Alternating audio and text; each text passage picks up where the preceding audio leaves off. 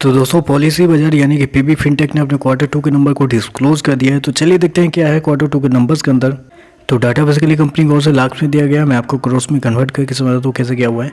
पिछले क्वार्टर में कंपनी ने 665 करोड़ के आसपास का रेवेन्यू जनरेट किया, तो ऑपरेशन के थ्रू पिछले साल 573 करोड़ के आसपास, जबकि अभी देखें तो कंपनी के रेवेन्यू बढ़ के 811 करोड़ के आसपास आपको देखने मिला। तो साल दर साल देखें तो साल दर साल कंपनी के रेवेन्यू के अंदर एक बेहतरीन तेजी आपको देखने मिली। अप्रोक्सीमेटली बोल सकते हैं 40% के आसपास का जंप आपको देखने में मिला है।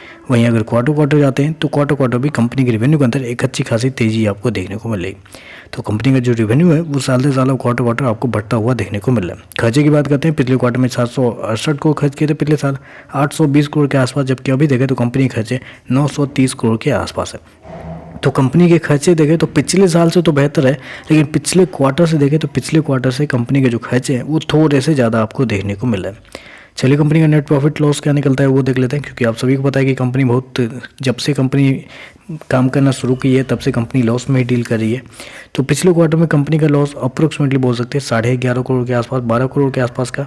पिछले साल 186 करोड़ का लॉस था, जबकि अभी देखें तो कंपनी का लॉस अप्रोक्सीमेटली 21 करोड़ के आसपास आपको देखने मिला। तो साल दर साल देखें तो कंपनी के लॉस के अंदर एक अच्छी खासी गिरावट आपको देखने मिली। अप्रोक्सीमेटली बोल सकते हैं 87% के आसपास की गिरावट है कंपनी के लॉस के अंदर साल दर साल, जो कि एक अच्छी बात है। लेकिन वहीं अगर क्वार्टर जाते हैं तो क्वार्टर कंपनी का जो लॉस है वो आपको ऑलमोस्ट 90% बढ़ता हुआ देखने को मिल रहा है। ईपीएस की बात कर लेते हैं, तो देखिए पिछले क्वार्टर में कंपनी का ईपीएस 26 पैसे का था माइनस का। पिछले साल देखें तो पिछले साल कंपनी का ईपीएस 4 रुपये 19 पैसे माइनस का, अभी देखें तो 45 पैसे माइनस का आपको देखने मिला। तो ओवरऑल अगर देखें तो रेवेन्यू के मामले में कंपनी ने बहुत शानदार नंबर दिए हैं, साल दर साल क्वार्टर दोनों। लेकिन बस एक छोटी सी प्रॉब्लम ये निकल के आ रही है कि अगर क्वार्टर कंपनी का रेवेन्यू बढ़ता हुआ देखने मिला है तो कंपनी का जो लॉस है वो कम होना चाहिए था, पिछले क्वार्टर से भी कम होना चाहिए था। लेकिन यहाँ पे पिछले क्वार्टर से कंपनी का जो लॉस है वो और बढ़ता हुआ देखने को मिला है, जबकि रेवेन्यू बढ़ा है फिर भी।